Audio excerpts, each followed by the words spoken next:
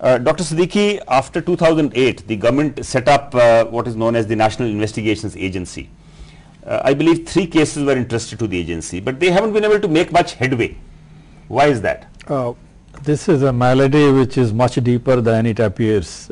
Creating any SIT or National Investigating Agency without giving them power and support does not solve cases. They have to work in tandem with the state governments. Many state governments do not help them because of their own vested interest. So creating investigating agencies will not solve the problem. The much needed police reforms at all levels, which the investigating agency at the SHO level is the best agency, but we have totally demolished that area. So the NIA was a knee-jerk kind of a reaction. Exactly. We haven't gone into other reforms. It will not be any useful because the people who handle those agencies are from the same flock, same block, who have little or no training is given to NIA. People should be sent to CIA or to Scotland Yard and then come back and utilize those training on the job, which doesn't happen. People sometimes they want to become chief of NIA, sometimes they want to avoid, and whosoever becomes favorite he goes. So it's not the merit which is being even followed. So sad to hear that. It's not merit that is being considered.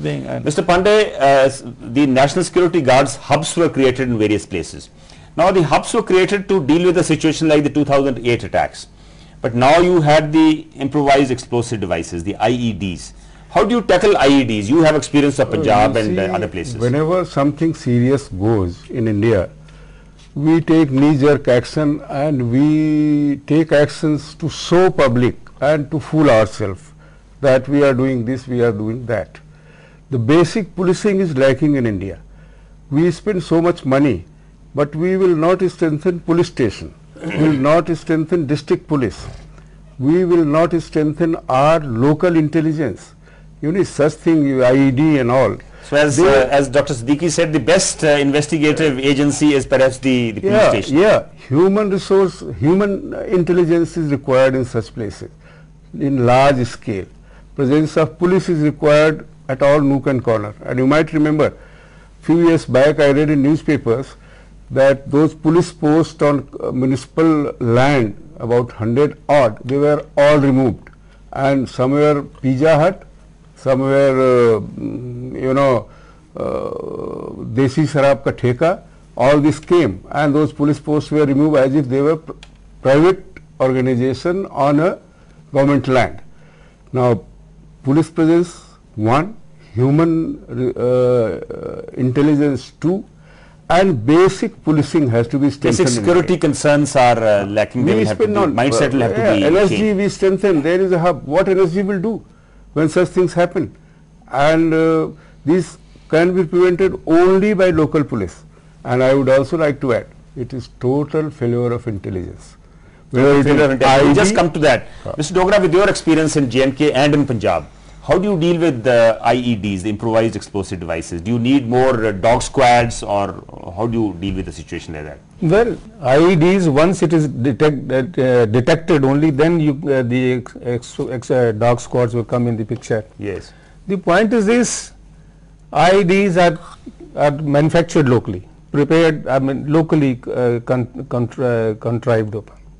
And we have to find out where does this explosive. It is very tedious kind of thing. Again, it comes to human intelligence. Unless we have again, this is a question of,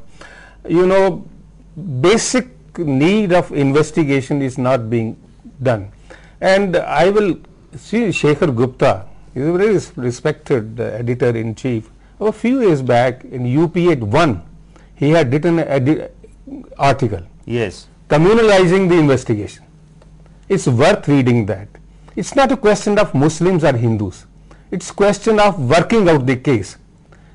When these suburban attacks on the Mumbai trains, when the investigators, all agencies started working up, after all, there are some places where the culprits will take shelter. Nothing is written on the forehead of a person that he is a criminal. Somebody has to be interrogated, somebody has to be investigated. Once the investigation, interrogation started, you are targeting particular, I don't say Hindus or Muslim.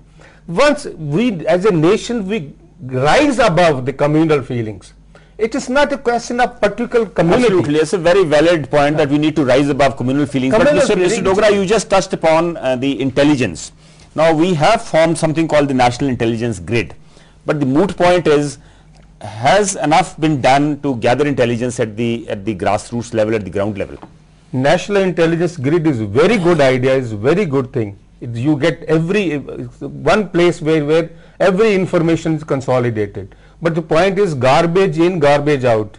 If the basic source, basic person at the grassroots level who is operating, he is not committed, well educated to sort of work upon the intelligence, what kind of then National Grid will work upon? So, you want to say something? I want to add something on this intelligence, yes. Because when I was DIG Intelligence, since then, sir, we started a progress towards professionalizing this agency. Recruitment process, training process, everything happened, and till about 3 years back I was hearing a new policy of creating an intelligence wing which is fully professionally trained and competent, but nothing happens. Eventually the posting transfers of intelligence wing also gets affected by the interferences of various kind, and a person who does nothing, he is posted as intelligence. But are you suggesting that within the police a separate wing altogether? Yeah, it was a separate wing. It is still a separate wing which gets a special pay for doing a good job or arduous job, but eventually it doesn't do, because the people who are managing, it's a specialized job for yes, which you need collection of intelligence officers. For that we need training, we need how much police is used for security of the individuals. You see Mumbai, how much police has been taken up by this, providing security to these people. How much security is being provided? So unfortunate, even today, these VIPs who are visiting Mumbai have had to be given so much security there. I don't know why the VIPs had to land up there. I mean, they are not going to aid the investigation. As a nation, we don't have the concept of national security. I mean, we everywhere. It is a self-aggrandizement. Yeah, I must have so many people around me. Absolutely. Mr. Pandey, how do you improve your intelligence setup? Do you need more CCTV cameras in various towns, or how do you strengthen your human intelligence? Of course, CCTV cameras have proved useful in past, and they should be put as many places as we can. But we can't put the whole Mumbai on CCTV camera.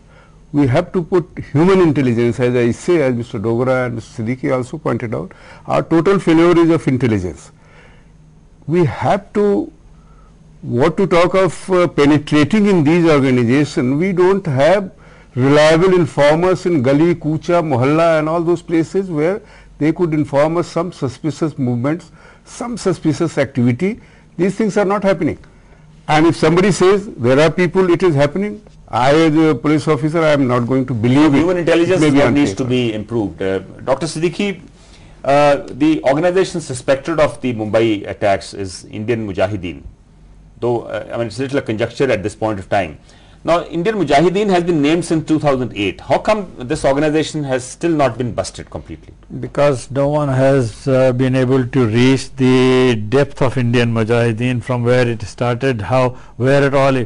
We are only making conjectures. Our intelligence agencies keep on writing, but right down to the level of execution, people have no concept as to what are the characteristics of Indian Mujahideen as an organization, how membership is being done. Unless our entire forces deployed on the beat or deployed everywhere know what Indian Mujahideen looks like and how they operate, nothing will happen. We talk big in the conferences, we write out various reports in which we say that Indian Mujahideen is responsible. Nothing has come so far in a concrete shape even about Indian Mujahideen or LAT. So not much is known. Mr. Dogra, I'll just come back to you. Mr. Pandey, now Indian Mujahideen cells have been functional in a number of states, Gujarat, Madhya Pradesh, Maharashtra. Does it mean that there isn't enough coordinated effort amongst these states? You know, we lack coordination. And the unfortunate thing is we have not been able to, as Mr. Siddiqui said, we don't know who is Mujahideen, where they are breeded, what is happening. We have not been able to penetrate in them. Whereas we don't have will. We have all the resources, we can penetrate, but we don't have will and we don't have a concerted vision about it. Only Lipa-Poti things. Neither the vision nor the coordinated efforts. Yeah. Yes, Mr. Dogra? Indian Mujahideen as such is not a well-knit organization. It is just a name given by them to themselves. After a few blasts, you know, some 2-3 years back, when they sent some big pamphlet also via the Indian Mujahideen. Basically, there are some frustrated, disgruntled elements who want to take revenge, whatever has happened to their community. They just form, you know, on the internet, a kind of thing. They just, and some kind of action is planned and taken. And these people, they have now just Bhatkal brothers, both of them. They are absconding. They are taking shelter in Pakistan. They are being used by these LET. This is Pakistan can deny it also because this is not their work. They are not their people. They are Indians. They are Indians. They said LET, they have not done anything. So it is the clever ploy of LET to use Indian fugitives who are escaping, absconding from law, to use them for planting these IEDs are simply, crafted locally. Right, that's an interesting point. Dr. Siddiqui, since the LET is using the Indian operatives, so do you think it's about time to reach out to the minority community, the Muslim community in the country, so that all those who are fence-sitters can actually be dissuaded from joining the militant ranks? This has been tried. Actually, in the international context, this is irrelevant because the normal Muslim community is neither interested nor affected, nor is supposed to be reacting to every such incident where the terrorism of this kind takes place.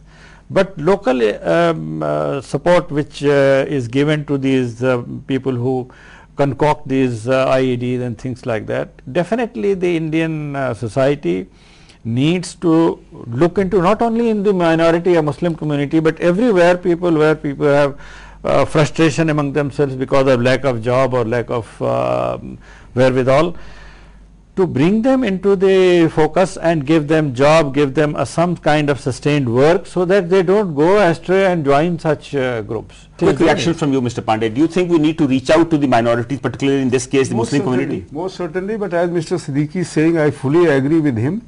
It's not the complete community, but there are elements which we should try to find out and reach to them and persuade them, and dissuade them. I agree. I mean, no group should be left out. Now in J&K, we all have seen there is a corps commander in Srinagar, a Lieutenant General Husnain, who is trying to reach out to the people in the community, and that has had a very good effect in the valley.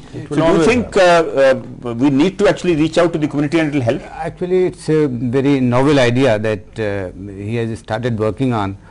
Because any discrimination, but only targeting Muslims for this thing, that will send a different kind of signal. It could actually elevate them further. No, not only that. That will go to mean that they are the culprits. Any frustrated section where the police or the intelligence people suspect that the elements are working against the nation, so such people should be targeted the way he has actually started working, and it will send the right signal to people that here is somebody who is taking care of their interests, and then they may not go into such activities. Right. Thank you very much for joining us in the discussion. After the 2008 Mumbai attacks, a number of anti-terror measures were taken. However, the recent terror attacks once again show how vulnerable the Indian state is. Given the volatile region that we live in, perhaps anti-terror efforts will have to be an ongoing process requiring constant validation. With that, we end this edition of Prime. We meet again tomorrow with another issue. Good luck and goodbye.